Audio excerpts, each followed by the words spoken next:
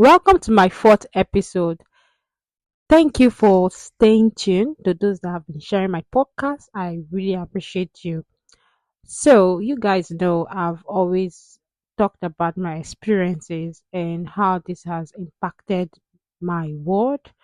I would be introducing you to a mental health and well being professional in the person of Miss Silverline. Please stay tuned and please share this podcast to someone that needs to hear this.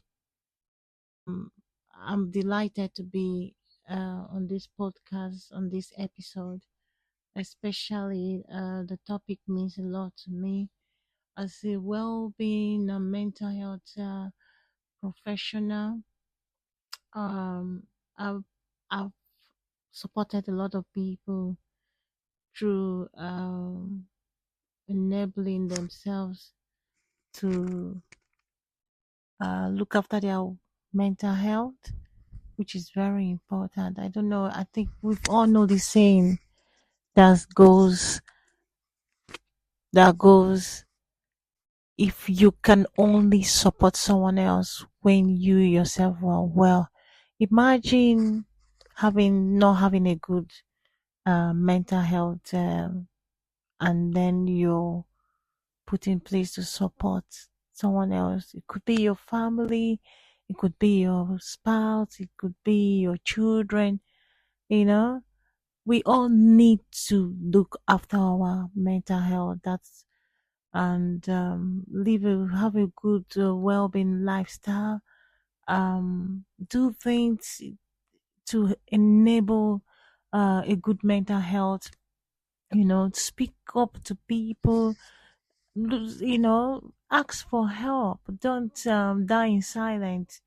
Don't keep things that, especially issues that bothers the heart. Don't keep it to yourself. Talk to someone. You don't necessarily need to talk to everyone, but look for that one person. Even if it means you asking, speaking to your GP, speaking to, at least like the right people, the right good source. And even on the internet, there are different agencies out there you can find on the internet that could be of great help to you.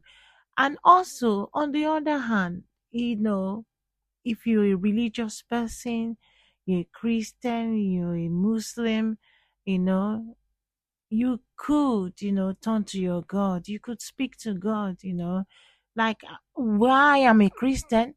And so sometimes I really depend on, my prayer lifestyle uh, to enable a good mental health. When things bother me, I run to my altar. I pray to God. And so if you are out there, look for a way, read your Bible, listen to praise and worship. And I know sometimes you might not necessarily want to, you're not in the mood to search the world physically. There on the internet, you can listen to the world. You can listen to, motivational episodes. They're all there on the internet, on YouTube, on Spotify. Fine, don't keep quiet. Don't die in silence.